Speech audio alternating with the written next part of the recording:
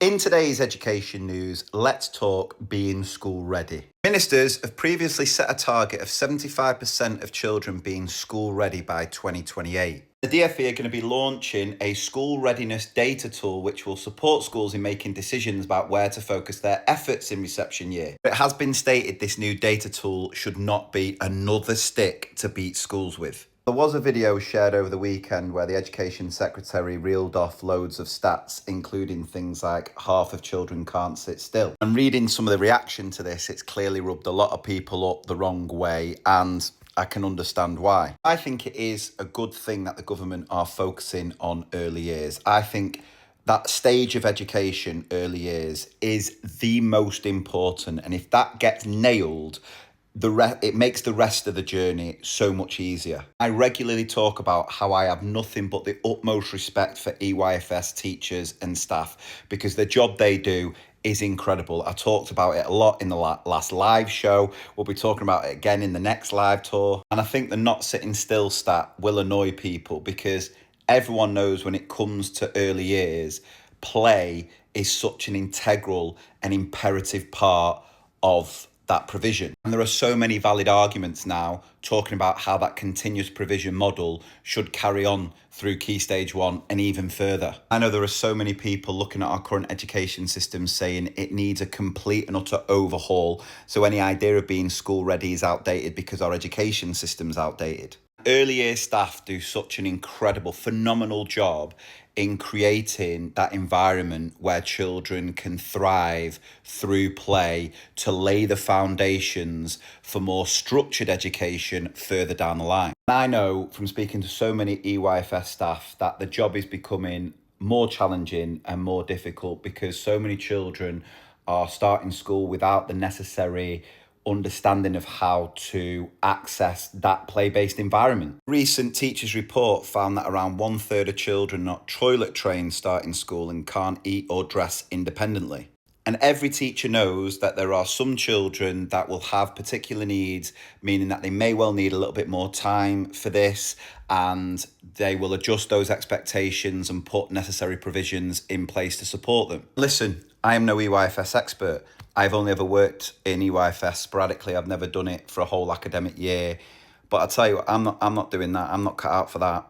I'm not changing nappies and doing that sort of thing. There's no way. And again, those staff who take on those responsibilities have nothing but the utmost respect from me. I think it's fair to say, as Bridget has said here, parents have responsibilities too, to say that there are some parents who aren't keeping up with their side of doing the parenting, expecting teachers and schools to do it for them. And look, I have talked previously about how parents don't seem to have support or help from the government to give them that guidance to help with certain aspects. Paul Whiteman, the head of one of the unions, said, with today's announcement about this data tool, I hope it will be followed shortly with further information about tangible actions government will take to ensure every young child and family get the support they need. We've all seen in school firsthand the impact of the erosion of early years services, with more and more children arriving at school having not received the support they desperately need and deserve. So that to me means putting support in place for parents to give them the guidance and help